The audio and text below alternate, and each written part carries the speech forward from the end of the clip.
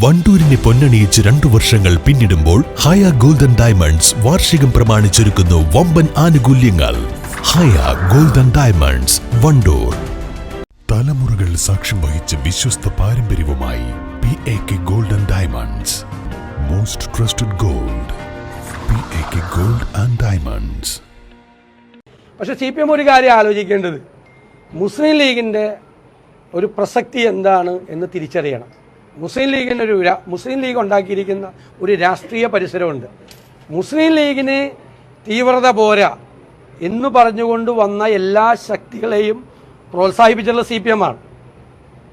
INL വന്നപ്പോൾ INL പ്രോത്സാഹിപ്പിച്ചു, മുസ്ലിം league പോരാ എന്നാണ് പറഞ്ഞത് അല്ലേ. NDF വന്നു, പോപ്പുലർ ഫ്രണ്ട് വന്നു, മതരാഷ്ട്രവാദം ആദ്യകാലം പറഞ്ഞ ചില ആളുകൾ വന്നു.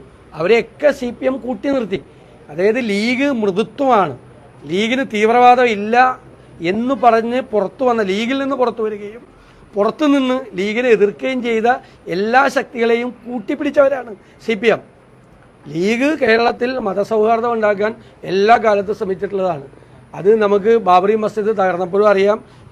അന്ന് ശിഹാബ് തങ്ങൾ ചെയ്തതുപോലെ ഇപ്പോൾ സാദിഖ് അലി തങ്ങൾ മുനമ്പം വിഷയം വന്നപ്പോൾ ഇപ്പോൾ മുനമ്പത്ത് നിന്ന് BJPക്കാരെ ആട്ടി ഓടിച്ചു, മുനമ്പത്തെ സമര സമിതിക്കാർ.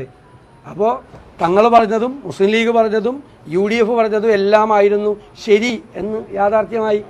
അപ്പോൾ അതാണ് പ്രസക്തി. അത് വർഗീയതയ്ക്കെതിരായിട്ടുള്ള പോരാട്ടമാണ്, വിദ്വേഷ പ്രചരണത്തിനുള്ള എതിരായിട്ടുള്ള പോരാട്ടമാണ്. ഞങ്ങളുടെ സ്റ്റാൻഡ് സ്ട്രോങ് സ്റ്റാൻഡാണ്, കോംപ്രമൈസ് ഇല്ല.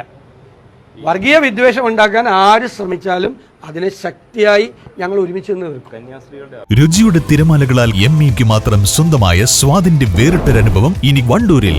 ME bakes, near Manalimal bus stand, Pandikkad road, Wandoor. രാവിലെ കണ്ട സ്വപ്നം ബലിക്കോ മുത്തശ്ശി?